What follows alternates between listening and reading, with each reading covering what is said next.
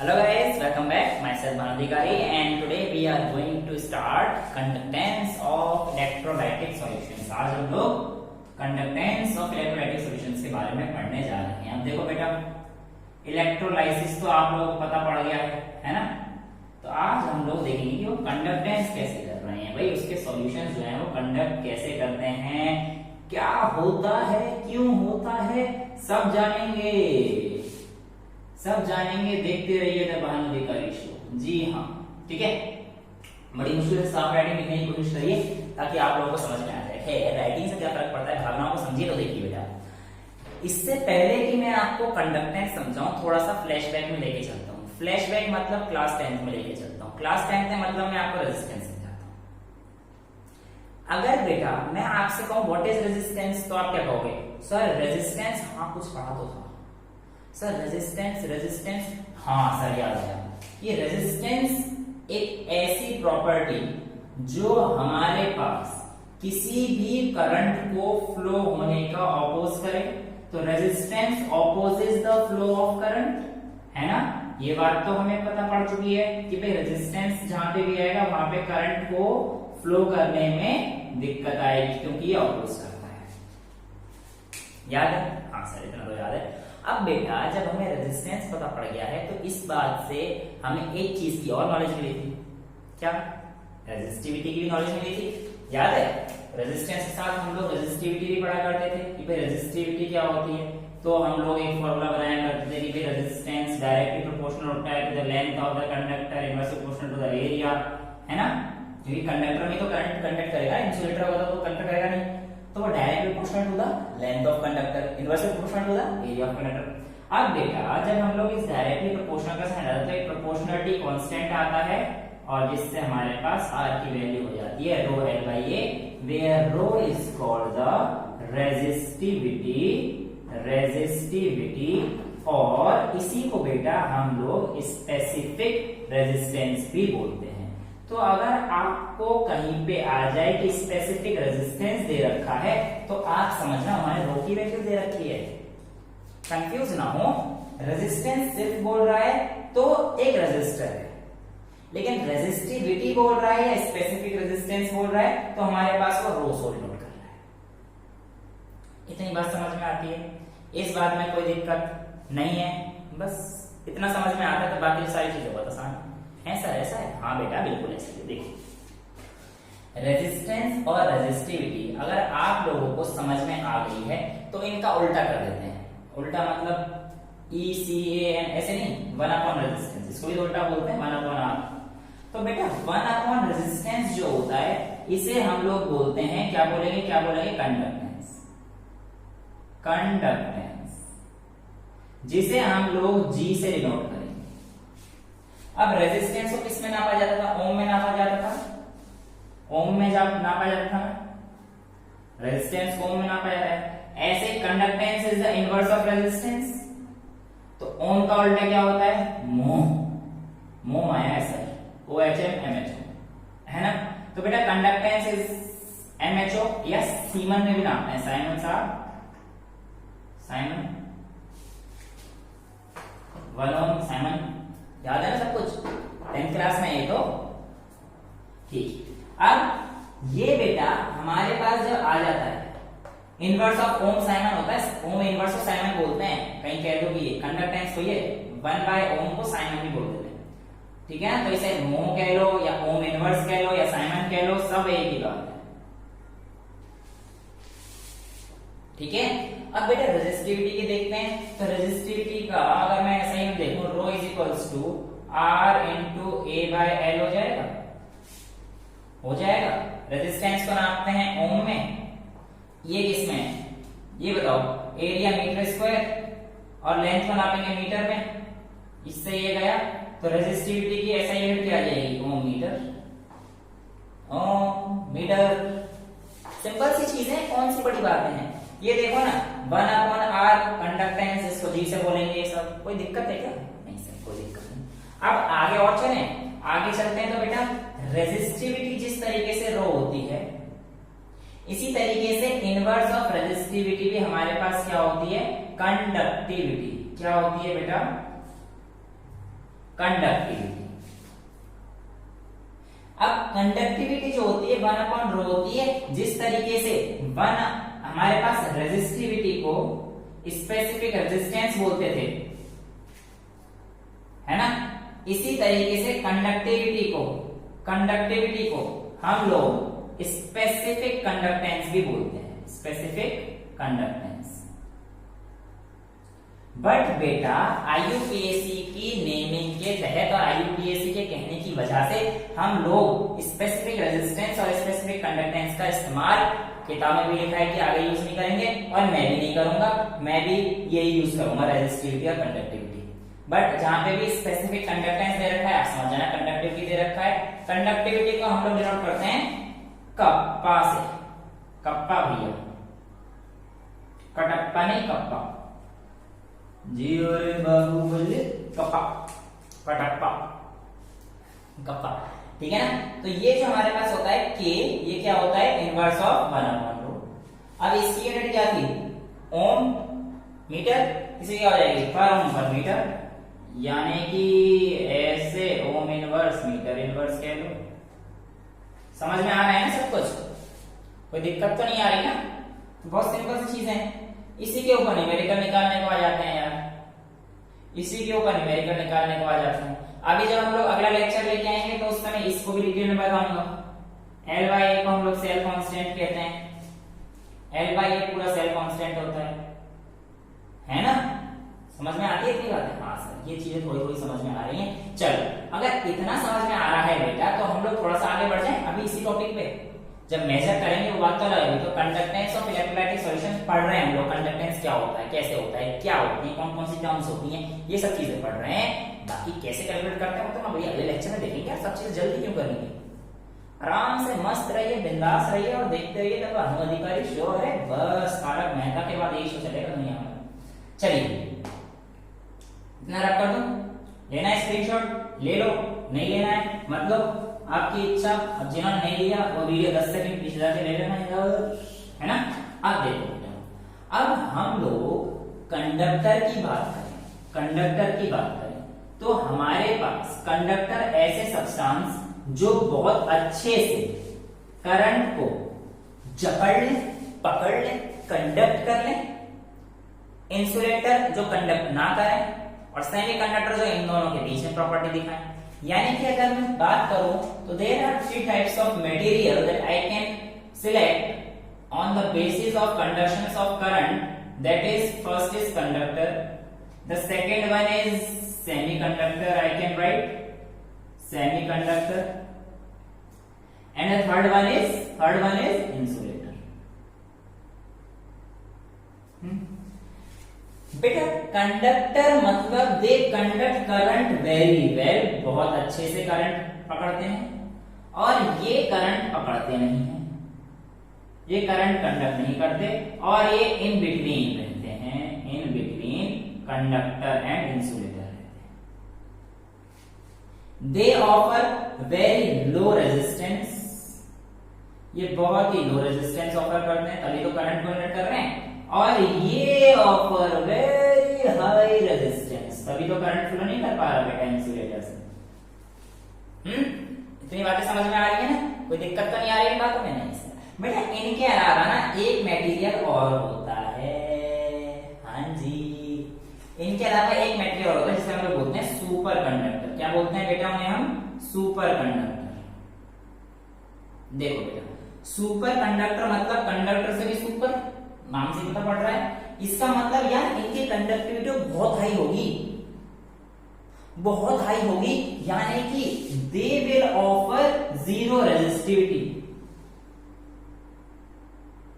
और रेजिस्टिविटी का उल्टा क्या होता है? कंडक्टिविटी।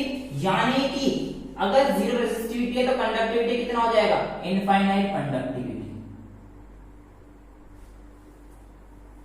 देखो ना, देखो ना, देखो ना, ये क्या हुआ है, समझ आया? सुपर कंडक्टर ऐसे सब्सटेंस जो जीरो रेजिस्टिविटी ऑफर करें और इनफाइनाइट कंडक्टिविटी ऑफर करें। क्योंकि अगर रेजिस्टिविटी हो जाए तो मैंने आपको एक वीडियो समझाया, 1 resistivity is equals to conductivity. Kappa साहब, जी कंडक्टेंस हुआ करता था, के कप्पा हुआ करता था, कप्पा कप्पा कंडक्टिविटी हुआ करता था। कोई दिक्कत नहीं है। अब जब हमें ऐसा पता पड़ा तो हम लोग इस बात को बिल्कुल सही मान रहे थे, बिल्कुल सही मान रहे थे, और हमने कहा कि ठीक है। लेकिन अचानक से 3 साइंटिस्ट थे, और नाम तो यार बड़े गंदे गंदे से हैं, मतलब अच्छे नाम गंदे नहीं, मतलब हार्ड से नाम है यार हमारे लिए। एक तो शिरुकावा है, एक 3 साइंटिस्ट थे, आपके एनसीईआरटी में छोटे से ऐसे पेज के कॉर्नर पे यहाँ पे लिखा हुआ है, देख लेना। साइंटिस्ट के नाम एक एस से है और एक एच से है, एक शिरुकावा है, वो देख लेना, ठीक है। अब बेटा हुआ क्या कि उन्होंने हमें क्या दिखाया, उन्होंने हमें क्या दिखाया कि ऐसा नहीं है कि सिर्फ और सिर्फ यही करते हो, इसके अलावा कुछ नॉन मेटल्स भी हैं जो करंट को कंडक्ट करते हैं, और वो नॉन मेटल में कुछ तो आपको पता ही है। जैसे कि मैं कहूं कार्बन की एक फॉर्म ग्रेफाइट, तो आपको पता ही है, ग्रेफाइट में तो एक फ्री इलेक्ट्रॉन होता है, तो हम बचपन से पढ़ते आ रहे हैं ना। ग्रेफाइट हुआ, कार्बन ब्लैक हुआ, है ना, ये तो कर ही रहे थे। इसके अलावा आश्चर्य की बात ये थी कि कुछ organic compounds, yes organic compounds, है ना। अब इसमें जो हमारे पास आया वो आया था एसिटाइलिन, एसिटाइलिन। बेटा organic compounds are those compounds which have carbon and hydrogen as most of their forms, ठीक है ना। तो ऐसे एसिटाइलिन एक कंपाउंड होता है पे नाम एसिटाइलिन, यानी एल्कीन है, पर ये होता है एल्काइन है। स्ट्रक्चर होता है इसका C2H2S, है ना, इसे हम लोग एसिटाइलिन बोलते हैं। यार रखा है एक बार क्वेश्चन की एसिटाइलिन का स्ट्रक्चर बताइए। सब एल्कीन एल्कीन समझ के कुछ एल्कीन बनाया है, पर एक होता है एल्काइन, नाम इसका एसिटाइलिन। तो इसकी जब पॉलीमराइजेशन कराई, पॉलीमराइजेशन क्या होता है बेटा, यानी कि जब हमने इसको कुछ ऐसी चीज, जब हमारे पास चैप्टर नंबर 15 है शायद पॉलीमर्स, उसमें हम लोग बहुत डिटेल में पढ़ेंगे पॉलीमर्स को, लेकिन अभी ऐसे समझ लो कि ऐसे कंपाउंड जिनको हम लोग इसमें कुछ चीज ऐड कर दें तो ये बड़ा होता है, बड़ा होता है, बड़ा होता है। और जब हमने देखा कि जब हमने इसमें आयोडीन के वेपर पास किए, आयोडीन के वेपर पास किए थे ना, तो बेटा ये सब्सटेंस भी पॉलीमराइज करने के बाद, यानी बड़ा बनाने के बाद, इसको एन लिख दूं, एन मतलब और लंबे होते गए, तो इसने करंट को कंडक्ट कर लिया, यस। तो बेटा ये तो बहुत अच्छा हो गया, क्योंकि ये कंपाउंड तो बहुत लाइट होते हैं और एक कंडक्ट भी करने लगे करंट। तो इसके अलावा ऑक्सीजन, नाइट्रोजन, ये सब जो छोटे छोटे हल्के हल्के एलिमेंट थे, उनकी मदद से भी हम लोगों ने ऑर्गेनिक कंडक्टर बनाने शुरू कर दिए। और इसी काम के लिए 2000 में, यानी कि in the year 2000, all the 3 scientists, not both, they were 3, all the 3 scientists received the Nobel Prize in Chemistry, and it's a very big honor. Okay, so इसलिए उन्हें एसिटाइलिन जब उन्होंने ऑर्गेनिक उससे करंट कैरी करके दिखाया, तो भाई इस चीज के लिए उन्हें नोबेल प्राइज मिला। तो ये हमारे पास कंडक्टिव प्रॉपर्टी होती है। अब कंडक्टर आए तो हमारे पास इस चैप्टर में जो हम लोग डील करेंगे वो 2 तरह के कंडक्टर से करेंगे। कौन कौन से कंडक्ट करेंगे बेटा, हम लोग डील करेंगे इलेक्ट्रोलाइटिक कंडक्टर से और मेटेलिक कंडक्टर से। देखो कैसे कैसे करेंगे, बहुत सिंपल, कोई भी दिक्कत नहीं आनी चाहिए। एक तरफ लिख दीजिए आप इलेक्ट्रोलाइटिक कंडक्टर, क्या लिखना है बेटा, इलेक्ट्रोलाइटिक कंडक्टर, और एक तरफ लिख दीजिए आप मेटेलिक कंडक्टर, ठीक है, समझ आता है, इलेक्ट्रोलाइटिक कंडक्टर और मेटेलिक कंडक्टर। बेटा इसमें डिफरेंस ना बोर्ड में ही पूछा गया है, और इसे थोड़ा ध्यान से पढ़िएगा, 2 नंबर में डिफरेंस कई बार पूछा जा चुका है। याद रहे कि मेटेलिक कंडक्टर मेटल हो गए, इसलिए जो इसमें करंट के कैरियर्स, जो करंट कैरियर्स होते हैं इसमें, वो बेटा इलेक्ट्रॉन होते हैं। लेकिन ऐसा ना करके इलेक्ट्रोलाइट में, तो भैया हम लोग यहाँ पे इलेक्ट्रोलाइट्स डालते हैं ना, अब ये तो क्या हो गया, लिक्विड हो गया। तो in electrolytes the current carriers are the ions, not electrons. ये बात बहुत इंपॉर्टेंट है, बहुत ज्यादा इंपॉर्टेंट है कि इसमें करंट कैरियर इलेक्ट्रॉन होते हैं और इसमें करंट कैरियर आयन होते हैं। दूसरी बात, ये जो डिपेंड करते हैं मेटेलिक कंडक्टर, ये किस चीज पे डिपेंड करेंगे, नेचर ऑफ द मटेरियल पे। नेचर ऑफ द कंडक्टर कह लो, nature of the material of the conductor कह लो, यार ऐसे भी लिख सकते हैं, कोई बड़ी बात थोड़ी है ना, इंग्लिश तो सही करनी है। इसके अलावा किस चीज पर डिपेंड करेंगे? द वैलेंस इलेक्ट्रॉन, भाई किसी भी एलिमेंट में कितने वैलेंस इलेक्ट्रॉन है ऑफ द कंडक्टर, है ना। और तीसरा जो इंपॉर्टेंट पॉइंट है वो टेम्परेचर है। टेम्परेचर देखो बेटा, मेटल है, जब मैं टेम्परेचर बढ़ाऊंगा तो जो पार्टिकल्स है, सॉलिड है, तो जो पार्टिकल्स हैं वो क्या करेंगे कि अपनी जगह पर वाइब्रेट करना शुरू कर देंगे। टेम्परेचर बढ़ाने पर ऐसे अपनी जगह पर their own position they will start to we can say vibrate और they can oscillate, we can say to and fro, back and forth, एक ही पोजीशन है। अब इसकी वजह से क्या होगा, जब पार्टिकल्स ऐसे करने लगे तो बेटा ये रेजिस्टेंस ऑफर करेंगे ना, करंट को जाने में दिक्कत होगी। अब सपोज करो पहले बेचारे की जगह पर बैठे थे, करंट इधर से आ रहा था तो करंट सीधे निकल जाएगा, लेकिन अब ऐसे खेल रहे हैं तो करंट को भी तो देखना यार, दोनों सीधे चल सकते हैं। हाँ, अब करंट सीधे आ रहा था तो ये लगा लो, अब देखना पड़ेगा ऊपर से या नीचे से जाए, तो it hinders the path of the current ना, तो it offers resistance on increasing temperature. The metallic conductors offers resistance due to which on increasing temperature the current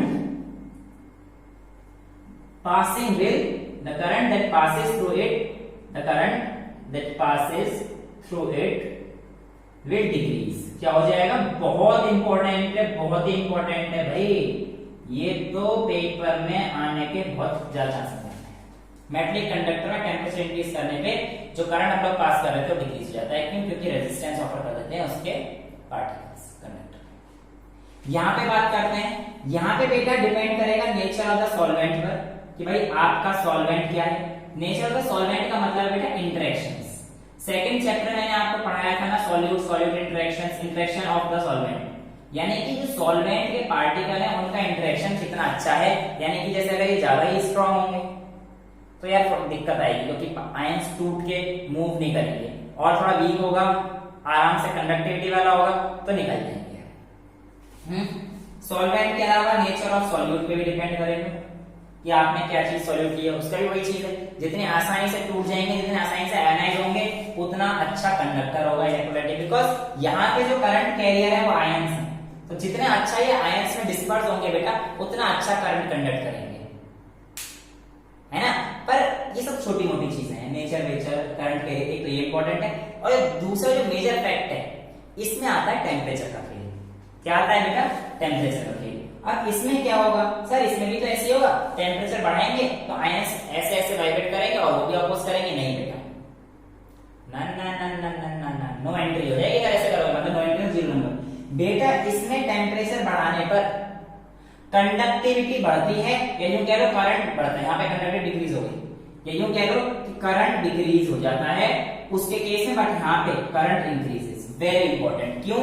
जैसे आप करंट बढ़ाओगे तो यहाँ पे तो आयंस कैरियर है ना, तो आयंस का करंट इंक्रीजेस बिकॉज बीसीजेड लिख दिया है, because ions movement will now increase. बेटा तेजी से भागेंगे ना वो, तो जैसे अब आप ऐसे समझ लो, आपके नीचे में आग लगा दूं पैर में तो आप तेजी से भागोगे ना। अगर आप आराम से मूव करने वाले, अगर आप फिक्स रहोगे तो ऐसे चलते रहोगे, लेकिन अगर आप भागने वाले हो तो क्या करोगे? भाग जाओगे ना यार। तो यहाँ पे भी तो ऐसे ही होगा। और जब इनका मूवमेंट बढ़ जाएगा आयंस का, जब वो एक दूसरे से तेजी से जा रहे हैं तो क्या होगा? कंडक्टिविटी बढ़ जाएगी, करंट क्या होगा? बढ़ जाएगा। सिंपल सी बात है। तो ये हमारे पास मेजर डिफरेंस होता है इलेक्ट्रोलाइटिक कंडक्टर में और मैग्नेटिक कंडक्टर में। समझ में आती है कितनी बातें? पक्का? हाँ, सेल कांस्टेंट L/A, अभी इसके बारे में हम लोग अगले लेक्चर में जो अभी आएगा थोड़ी देर में उसमें डिस्कस करेंगे। यहां तक चीजें समझ में आई? कोई दिक्कत, कोई डाउट, कोई परेशानी हो तो नीचे रख देना। Till then bye bye, take care, thank you so much.